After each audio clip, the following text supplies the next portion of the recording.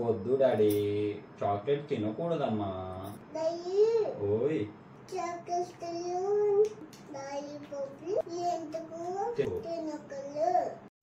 అయితే నీకు ఝాన్సీ జస్వంత్ కథ చెప్పాల్సిందే. ఝాన్సీ జస్వంత్ అనే ఇద్దరు అన్నా చెల్లెళ్ళు ఉండేవారు. చెల్లి ఝాన్సీ అనే అమ్మాయి ఫ్రూట్స్, డ్రై ఫ్రూట్స్, ఇంట్లో చేసిన స్వీట్లు, హెల్దీ ఫుడ్స్ మాత్రమే తినేది.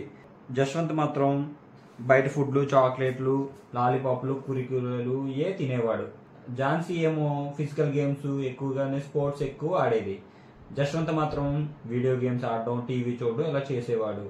కొన్ని రోజుల తర్వాత చదువులో కూడా స్లోగా ఉండేవాడు. ఝాన్సీ మాత్రం చదువులో ఫస్ట్ క్లాస్లో ఉండేది.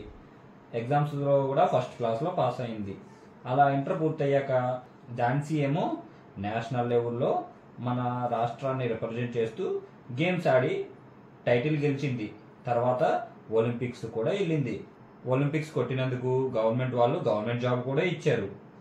జస్వంత్ మాత్రం మంచి మార్కులు రాకపోవడం వల్ల ఒక చిన్న ప్రైవేట్ జాబ్ చేస్తూ ఉండేవాడు. ఈ బయట ఫుడ్ ఎక్కువ తినడం వల్ల లావుగా అయిపోయి అనారోగ్యం అయిపోయాడు. కొన్ని రోజులకే చనిపోయాడు. ఝాన్సీ మాత్రం మంచి పొజిషన్లో గవర్నమెంట్ జాబ్ చేస్తూ జీవితాంతం హ్యాపీగా ఉంది.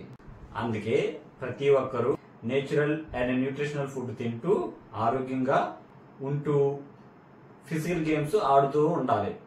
మన పిల్లలకి కూడా అదే నేర్పించాలి. అప్పుడే ప్రతి ఒక్క కుటుంబం హెల్దీగా ఉంటుంది, స్ట్రాంగ్గా ఉంటుంది.